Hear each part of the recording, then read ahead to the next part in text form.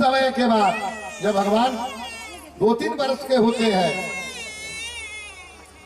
तो भगवान इसके पहले एक मिट्टी खाने की भी इनके लीला में आया है। मैं पहले ही बताया कि भगवान को पाने के लिए जो चीज है उसमें रूप है, नाम है, गुण है, लीला है और धाम है। भगवान का नाम लेकर के अपार हो सकते हैं, भगवान के स्वरूप को ध्यान करके पार हो सकते हैं, उनके गुण को सुन करके पार हो सकते हैं, उनके लीला को सुन करके पार हो सकते हैं, या उनके धाम में जा करके जो तीर्थाटन कहते हैं। तो भगवान की लीला यही है। भगवान लीला अपना जब प्रारंभ करते हैं तो उसके बाद आता है, किसी ने कह दिया, यशोदा जी जब आई तो देखी कि वो मिट्टी में पूरे अपने शरीर को लपेटे हुए हैं। तो यशोदा ने कहा कि अरे ऐसा सुअर जैसा रूप क्यों बनाया है? क्योंकि माता का शब्द बहुत प्रेमात्मक होता है, वो दुराग्रह से ये भाषा नहीं बोलती है। माता ने कहा अरे ये अपना स्वरूप तुम सुअर जैसा क्यों बनाए हैं? कृष्ण जी कहते हैं हे मैया, पहले तो मैं सुअर था लेकिन अब तो मैं सुअर नहीं हूं। वो कह रहे हैं कि मैं वराह अवतार धारण किया था बहुत पहले, सुअर का रूप लिया था, लेकिन अब सुअर नहीं हूं। मैया कहती कह रहे तू माटी भी खाया है? उनके मुंह को खोलती है और मिट्टी निकालने के लिए तो उनके मुंह में सारा ब्रह्मांड दिखने लगता है।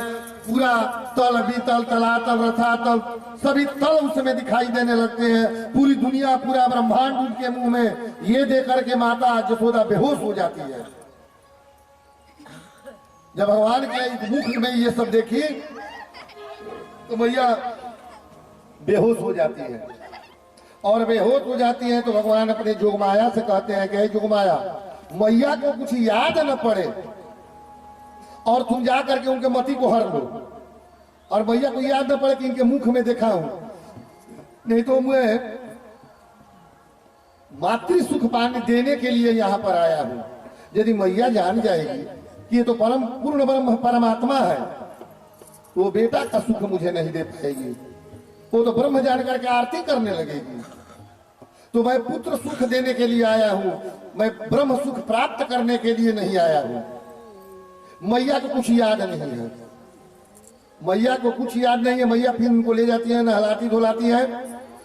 कुछ समय के बाद गर्गाचार्य जी अपने जजमान के यहां फिर आते हैं और आकर के कहते हैं कि यशोदा, आज मैं तुम्हारे घर ही भोजन करूंगा।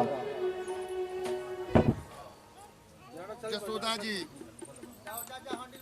कहती है आगे ठीक है महाराज जी, आप आए हैं तो आप मेरे यहाँ ही भोजन कीजिए, इसमें कोई दिक्कत नहीं है। उनको दे देती है, क्या खाइएगा? तो खीर खाएंगे। चावल, दूध, हाड़ी, लकड़ी, ईंधन सब दे देती है।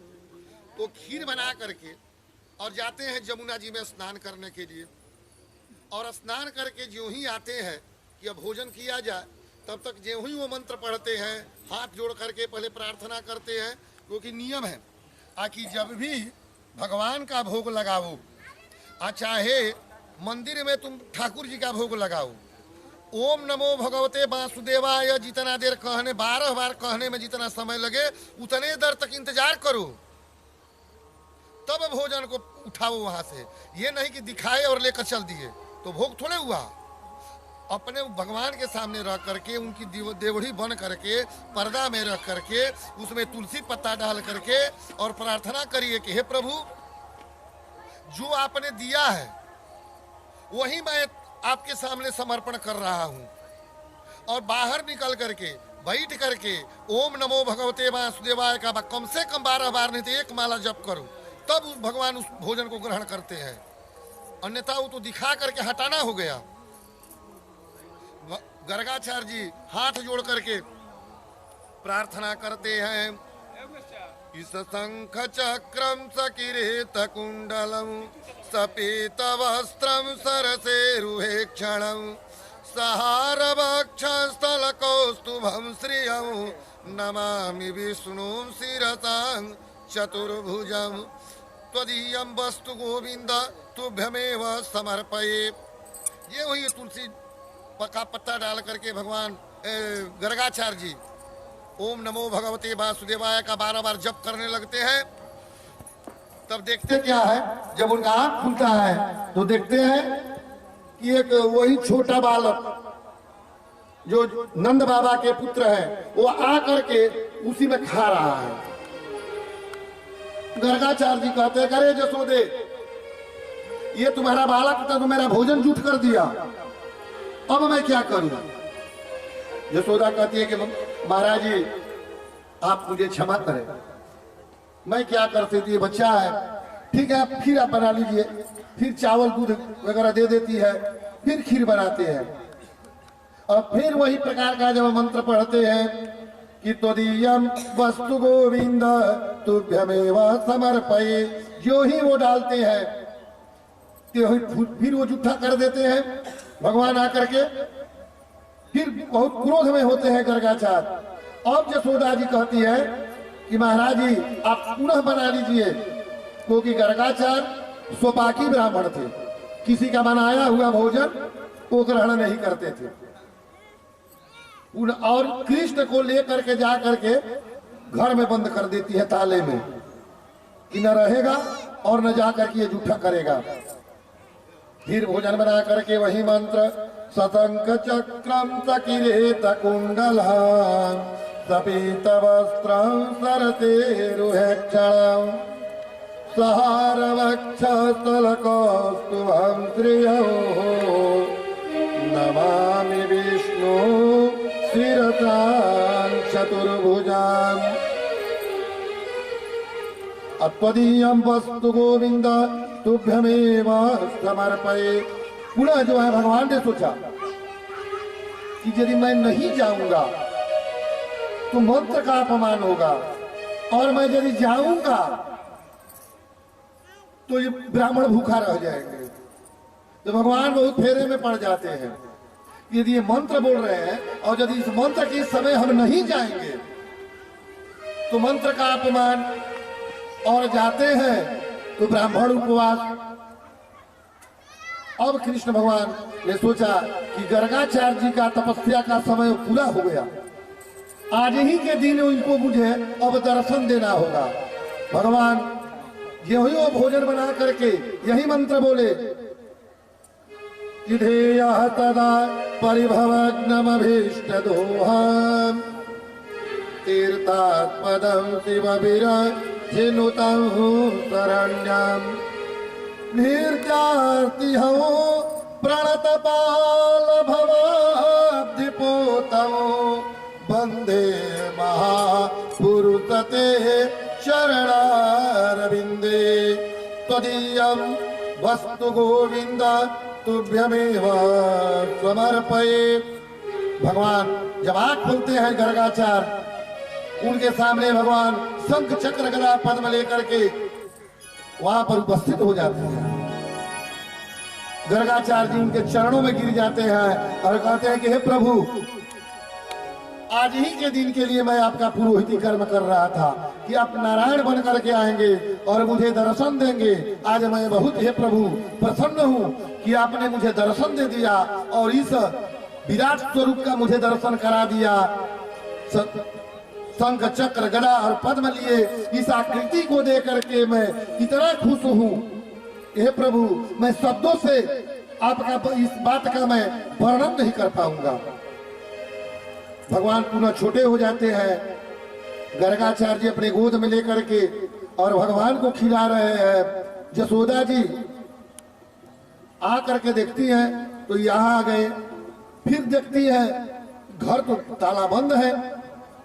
कहते करे महाराज फिर आकर के जूठा कर दिया। कहते हैं यशोदा जी से गर्गाचार्य जी, कहने नहीं यशोदे, तुमने जन्म जन्मांतर कल्प कल्पांतर का पुण्य इकट्ठा किया था, तब जो तुमको साक्षात ये नारायण है तुम्हारे पुत्र रूप में आए हैं।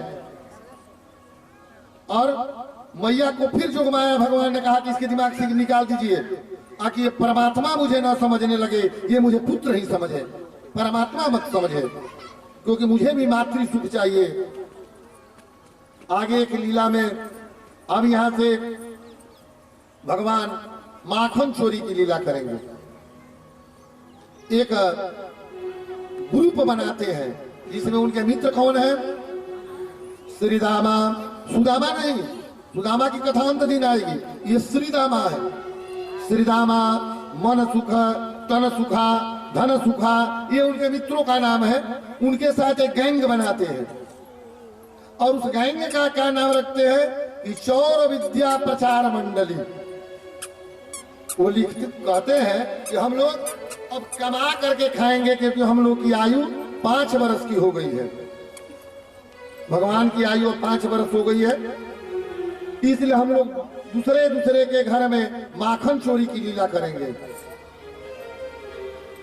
सबके घर जाते हैं, किसी के घर में दही देखते हैं, उसको छीन करके बंदरों को खिलाते हैं। विद्वान लोग भाव कहते हैं कि भगवान ने सोचा कि जब मैं त्रेता में आया था रामावतार में, तो ये बंदर भालू जो है, बंदर भालू, ये उपवास रख करके और रावण युद्ध में मुझे विजयी बनाए थे और मेरी सेवा किए थे।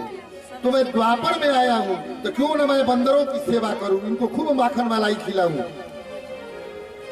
सखिया बार बार उलाहना देती है जसोदा जी के पास जाकर के, क्या जसोदे तुम्हारा पुत्र, ये मीठी उलाहना है। एक दुर्भावना से उलाहना दिया जाता है और एक उलाहना में भी उनका प्रेम झलक रहा है। आए जसोदे, तुम्हारा लल्ला आज हमारे घर गया और हमारे घर से माखन निकाल लिया। तो जसोदा कहती है कि जाओ उसको बढ़िया से ऊपर रख दो, न इनसे हाथ जाएगा न ये छुएंगे। ऊपर रखती है तो ये एक दूसरे पर चढ़ करके चले जाते हैं। श्रीदामा पूछते हैं, ये बताओ यदि हम पकड़े गए तो क्या होगा? ये कहते हैं आकि हम सुने हैं कि कफलम कफलम इत्यादि शब्द उच्चारण कर देने से चोरी का छिप जाती है। अपने मित्रों को समझाते हैं कृष्ण। फिर उलझा करके उलाहना देती है। इस उलाहने में आपको हमेशा, क्योंकि यही बाल लीला है, माखन बाल लीला के अंतर्गत ही माखन लीला है। कहती है, ये जसोदे तुम्हारा कान्हा मेरे घर गया, एक दूसरे पर चढ़ करके मैंने हटा लिया माखन। बार बार ये समझाती है कि जो यह कृष्ण ऐसा तू क्यों करता है? और भगवान ने एक उसी समय बांसुरी बजाई थी। बांसुरी किसने कब क्यों दिया, इसका आज तक कोई शास्त्र नहीं बता सकता है। विद्वान लोग कहते हैं गर्ग संहिता के अनुसार कि भगवान को बांसुरी विश्वकर्मा ने दिया था और बांसुरी की भगवान ने, प्रश्न उठता है कि भगवान ने बांसुरी ही क्यों बजाया? यदि भगवान चाहते तो एक से एक वाद्य यंत्र थे, ढोलक बजा लेते, डमरू बजा लेते और कोई भी बहुत से वाद्य यंत्र थे। बांसुरी ही एक ऐसा वाद्य यंत्र है जिसका अंदर और बाहर दोनों दिखाई पड़ता है। बांसुरी के भीतर से देखिएगा, अंदर वो भी दिखाई पड़ता है और बाहर भी दिखाई पड़ता है। तो जिसका बाहर और अंदर दोनों स्वच्छ और पवित्र और पारदर्शी हो, उसी को भगवान अपने ओट से लगाते हैं। हर चीज को भगवान अपने ओट से नहीं लगाएंगे। फिर क्योंकि मानस में कहे हैं कि मोही कपट छल छिद्र न भावा, जो कपटी और छली होते हैं उनको भगवान अपनाते नहीं हैं। ढोलक को आप देखे होंगे, उसके अंदर कालिमा होती है जिसको हम लोग गाद कहते हैं, इसीलिए ढोलक नहीं अपनाया। तो अंदर कालिमा है और बाहर बहुत चमकता है। भगवान ने कहा कि नहीं नहीं, बाह्य चमक को हमको पसंद नहीं है, बाह्य चमक से हमको लेना देना नहीं है। अरे मैं तो अंदर की शुद्धि और चमक को देखता हूँ। दूसरा बात आखिर भगवान, क्योंकि अब लीला की तरफ हम जा रहे हैं, तो भगवान ने क्या क्या उनके शरीर में है। भगवान के माथे पर मोर का पंख है। भगवान ने मोर का ही पंख क्यों धारण किया? इस संसार में जितने भी हम प्राणी है, चाहे वो मनुष्य हो, गाय हो, भैंस हो, बैल हो, कोई भी हो, सभी मैथुनी सृष्टि के द्वारा अपनी खानदान को बढ़ाते हैं, संभोग करके सृष्टि बढ़ाते हैं। लेकिन मोर ही एक ऐसा पक्षी है जो जिंदगी में कभी संभोग नहीं करता है, उसका खानदान चलता है। कैसे? मोर जब नाचता है तो मोरनी देख लेती है मोर का नाचा हुआ, दोनों नाचने लगते हैं, तो मोर के आंख से आंसू गिरते हैं नाचते नाचते, वही मोरनी पी लेती है और गर्भवती हो जाती है। इसीलिए भगवान ने कहा, क्योंकि वो जोगिनाम अग्रगण्य, वो जोगियों में भी आगे है, वो तो जोगी है। लोग उनको देख रहे हैं कि 16,000 रानियों के साथ रहते हैं, वो भोगी है। नहीं नहीं, वो तो जोगी है। इसलिए उन्होंने मोर के पंख को अपने शरीर पर धारण किया, ताकि वो कभी संभोग नहीं करता है और उसकी सृष्टि चलती रहती है। बार बार मैया के यहाँ जा रहे हैं गोपियां, और जा करके उलाहना दे रही है और ये कह रहे हैं कि हे मैया, मैंने माखन को नहीं खाया है। ये सब झूठ बोल रही है। इस झूठ के चलते मैं कितना कहूँ, ये सब मुझे पिटवाने के लिए कह रही है। इसलिए हे मैया, मैंने माखन नहीं खाया है और